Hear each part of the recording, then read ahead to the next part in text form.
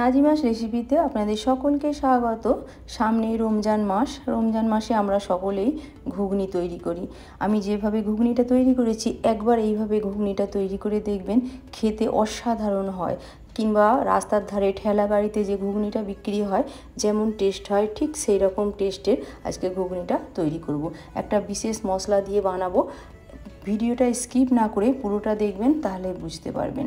প্রথমেই নিয়েছি মটর, সারা রাত ভিজিয়ে রেখেছিলাম। মটরটা আমি ভালো করে ধুয়ে প্রেশার কুকারের মধ্যে নিয়ে নিলাম। নিয়ে ডুবো ডুবো জল দিয়ে দেবো যেন মটরগুলো ডুবে থাকে। দিয়ে দিচ্ছি লবণ আর সামান্য একটু হলুদের গুঁড়ো দিয়ে 4টে সিটি দিয়ে নেবো। মটরটা খুব ভালো করে নরম করে নেবো যেন কিছুটা একটু ঘেঁটে যায় আর কিছুটা গোটা গোটা থাকে, এরকম করে নিতে হবে। কড়ার মধ্যে দিয়ে দিলাম 2টো শুকনো লঙ্কা, 4টে ছোটো এলাচ আর একটু দারুচিনি দিয়ে লো ফ্লেমে 1 মিনিট মতো একটু ভেজে নেব। যেহেতু এইগুলোর স্কিনগুলো একটু মোটা, তাই এগুলো 1 মিনিট ভেজে নিয়ে দিয়ে দিলাম 1 চামচ জিরে, 1 চামচ মৌরি আর 2 চামচ গোটা ধনে দিয়ে একদম লো ফ্লেমে 3-4 মিনিট এগুলো একটু ফ্রাই করে নেব। ফ্রাই করা হয়ে গেছে, ঠান্ডা করে আমি মিক্সি জারের মধ্যে নিয়ে নিচ্ছি। এটা থেকে একটা পাউডার করে নেব। ততক্ষণে মটরটাও সিদ্ধ হয়ে গেছে, 4টে সিটি দিয়ে নিচ্ছি। দেখুন মটরটা একদম নরম হয়ে গেছে, কিছুটা মটর ঘেটে গেছে, কিছুটা গোটা গোটা আছে। নিয়েছি 2টো মিডিয়াম সাইজের আলু, এরকম ছোট ছোট টুকরো করে নিয়েছি। একটা পেঁয়াজ কুচি করে নিয়েছি, 2টো কাঁচা লঙ্কা আর 2টো টমেটো এইভাবে ছোট ছোট করে কুচি করে নিয়েছি। এই সবজিগুলো দিয়েই আজকে বানাবো। আমি আজকে সর্ষের তেল দিয়ে বানাচ্ছি। দিয়ে দিলাম 3 টেবিল চামচ সর্ষের তেল, 2টো তেজপাতা, 2টো গোটা শুকনো লঙ্কা আর 1 চামচ গোটা জিরে দিয়ে 30 সেকেন্ড মতো ভেজে দিয়ে দিচ্ছি পেঁয়াজ কুচি। পেঁয়াজ কুচিটাও একটু ভেজে নেব, খুব হালকা করে ভেজে নিয়ে এর মধ্যে দিয়ে দেবো আলু। আলুটা পেঁয়াজের সঙ্গে একটু লালচে করে ভেজে নেব। পেঁয়াজটাও হালকা ব্রাউন করে ভেজে নেব, আলুটাও ভেজে নেব। দিয়ে দিলাম কাঁচা লঙ্কা কুচি দিয়ে 2-3 মিনিট একটু ফ্রাই করে নিতে হবে এগুলো, তাহলে পেঁয়াজের কাঁচা গন্ধটাও চলে যাবে আর আলুটাও একটু ভাজা হয়ে যাবে। দেখুন পেঁয়াজটা একটু লালচে হয়ে গেছে। দিয়ে দিচ্ছি 1 চা চামচ আদা রসুন একসঙ্গে পেস্ট করা আর 2 চামচ কাশ্মীরি লঙ্কার গুঁড়ো। দিয়ে দিলাম হলুদের গুঁড়ো 1/2 চামচ। এই তেলের ওপরে এই মশলাগুলো দিয়ে একটু কষিয়ে নিলে যেমন টেস্টটাও ভালো হয় আর কালারটা খুব সুন্দর হয়। তবে কাশ্মীরি লঙ্কার গুঁড়োটা সম্পূর্ণই অপশনাল, আপনারা চাইলে দেবেন, না চাইলে দেবেন না। একটু দিয়ে দিলাম জল যাতে মশলাটা না পুড়ে যায়। দিয়ে এর মধ্যে দিয়ে দিচ্ছি ধনের গুঁড়ো 1 চা চামচ, জিরের গুঁড়ো 1 চা চামচ আর লবণ স্বাদ মতো। লবণটা একটু বুঝে দিতে হবে, যেহেতু মটরটা সিদ্ধ করার সময় একটু লবণ দেওয়া আছে। দিয়ে আমি আরও 1-2 মিনিট একটু কষিয়ে নেব মশলাগুলো।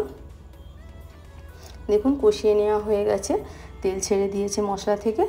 এখন এর মধ্যে দিয়ে দেব টমেটো দিয়েও প্রায় 3-4 মিনিট কষিয়ে নেব, যাতে টমেটো আলু একটু নরম হয়ে যায় এইভাবে কষতে কষতে।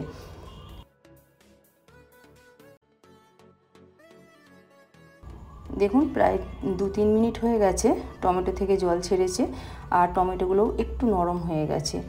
এইভাবে কষিয়ে নিয়ে টমেটোটা একদম নরম করে নিতে হবে। যেহেতু মটরটা একদম সিদ্ধ করা আছে, মটরটা দেওয়ার পর বেশিক্ষণ সময় লাগবে না ঘুগনিটা হতে। দেখুন টমেটোগুলো একদম নরম হয়ে গেছে আর এটাও প্রায় 3-4 মিনিট হয়ে গেছে, তেল ছেড়ে দিয়েছে। এখন এর উপরে দিয়ে দেবো সিদ্ধ করা মটরটা দেওয়ার পরেও প্রায় 3-4 মিনিট একটু কষিয়ে নেব।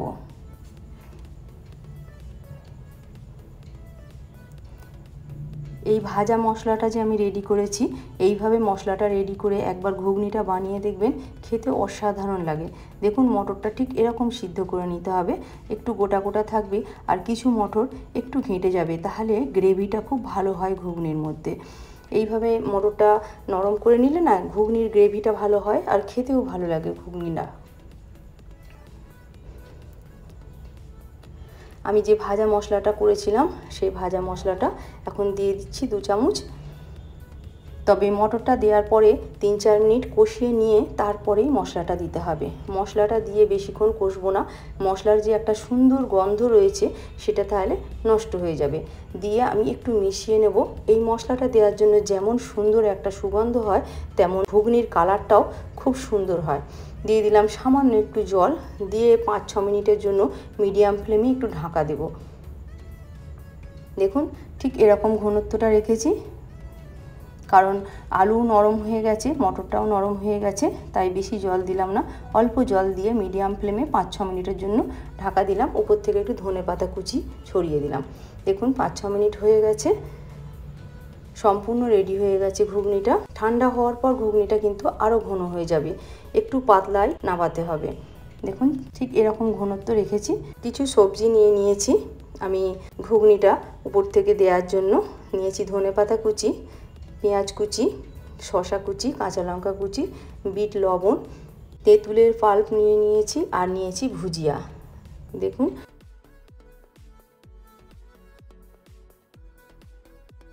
আমি একটা পাত্রে সার্ভ করে নিলাম।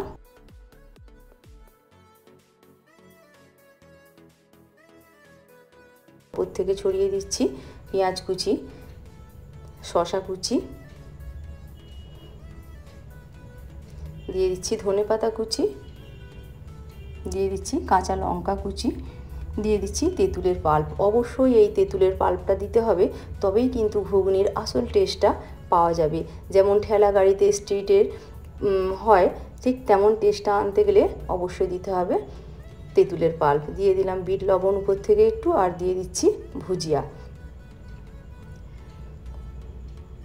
দেখুন দেখতে কত সুন্দর লাগছে, বিশ্বাস করুন এ থেকে এত সুন্দর একটা সেন্ট পাচ্ছি, যেমন রাস্তার ধারে ঠেলা গাড়িতে ঘুগনি বিক্রি হয় ঠিক তেমন। আপনারা অবশ্যই একবার ট্রাই করে দেখবেন। আর সামনে রমজানে আপনারা ঘুগনি তো সকলেই বানিয়ে থাকেন, অবশ্যই একবার এইভাবে বানিয়ে দেখবেন, তাহলেই বুঝতে পারবেন। আমার এই রেসিপিটা যদি ভালো লাগে অবশ্যই একটা লাইক করবেন। যদি সাবস্ক্রাইব না করা থাকে সাবস্ক্রাইব করবেন, পাশে থাকা বেল বাটনটা ক্লিক করে দেবেন, তাহলে আমি যখনই নতুন কোনো রেসিপি দেব সবার প্রথমে আপনার কাছে পৌঁছে যাবে। দেখুন আবার অন্য কোনো দিন অন্য কোনো রেসিপি নিয়ে হাজির হব। সকলে সুস্থ থাকুন, ভালো থাকুন।